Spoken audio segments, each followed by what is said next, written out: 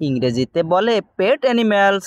আজকে আমি তোমাদেরকে জানাবো কয়েকটা পেট অ্যানিম্যালসের নাম বাংলা আর ইংরেজিতে। এই প্রাণীটাকে বাংলায় বলে ঘোড়া, ঘোড়াকে ইংরেজিতে বলে হর্স, হর্স অর্থ ঘোড়া। এটাকে বাংলায় বলে শূকর, শূকরকে ইংরেজিতে বলে পিগ, পিগ অর্থ শূকর। এই প্রাণীটাকে বাংলায় বলে গরু, গরুকে ইংরেজিতে বলে কাউ, কাউ অর্থ গরু। ছোট্ট এই প্রাণীটাকে বাংলায় বলে সাদা ইঁদুর, সাদা ইঁদুরকে ইংরেজিতে বলে হোয়াইট র্যাট, হোয়াইট র্যাট অর্থ সাদা ইঁদুর। এটাকে তোমরা সবাই চেনো, এটাকে বাংলায় বলে হাঁস, হাঁসকে ইংরেজিতে বলে ডাক, ডাক অর্থ হাঁস। সোনামণিরা, এটাকে বাংলায় বলে ছাগল, ছাগলকে ইংরেজিতে বলে গোট, গোট অর্থ ছাগল।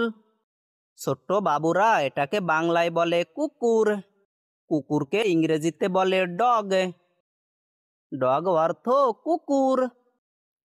খুবই শান্ত স্বভাবের এটাকে বাংলায় বলে খরগোশ, খরগোশকে ইংরেজিতে বলে র্যাবিট, র্যাবিট অর্থ খরগোশ।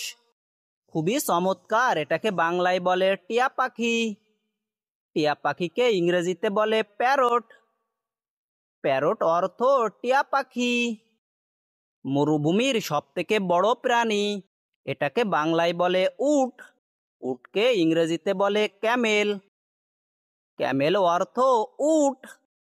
আবদ্ধভাবে লালন পালন করা সবথেকে জনপ্রিয় প্রাণী, এটাকে বাংলায় বলে মুরগি, মুরগিকে ইংরেজিতে বলে হেন, হেন অর্থ মুরগি।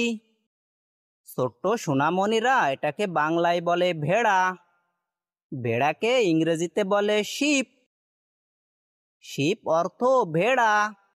তোমাদের অনেক প্রিয় এই ছোট্ট প্রাণীটাকে বাংলায় বলে বিড়াল, বিড়ালকে ইংরেজিতে বলে ক্যাট, ক্যাট অর্থ বিড়াল। দেখতে অনেকটা ঘোড়ার মতো এই প্রাণীটাকে বাংলায় বলে গাধা, গাধাকে ইংরেজিতে বলে ডানকি, ডানকি অর্থ গাধা। অনেকটাই রাজা প্রজাদের মতো চলাচল করে এই প্রাণীটাকে বাংলায় বলে রাজহাঁস, রাজহাঁসকে ইংরেজিতে বলে গুস, গুস অর্থ রাজহাঁস। ছোট্ট এই পাখিটাকে বাংলায় বলে কবুতর, কবুতরকে ইংরেজিতে বলে পিজন, পিজন অর্থ কবুতর। খুবই বড় এবং দানবীয় আকৃতির এই প্রাণীটাকে বাংলায় বলে মহিষ, মহিষকে ইংরেজিতে বলে ব্যাফলো, ব্যাফলো অর্থ মহিষ। এই পাখিটাকে বাংলায় বলে কোয়েল পাখি, কোয়েল পাখিকে ইংরেজিতে বলে কুয়েল, কুয়েল অর্থ কুয়েল পাখি। দেখতে অনেকটাই ময়ূরের মতো এই পাখিটাকে বাংলায় বলে টার্কি, টার্কিকে ইংরেজিতেও বলে টার্কি, টার্কি অর্থ টার্কি।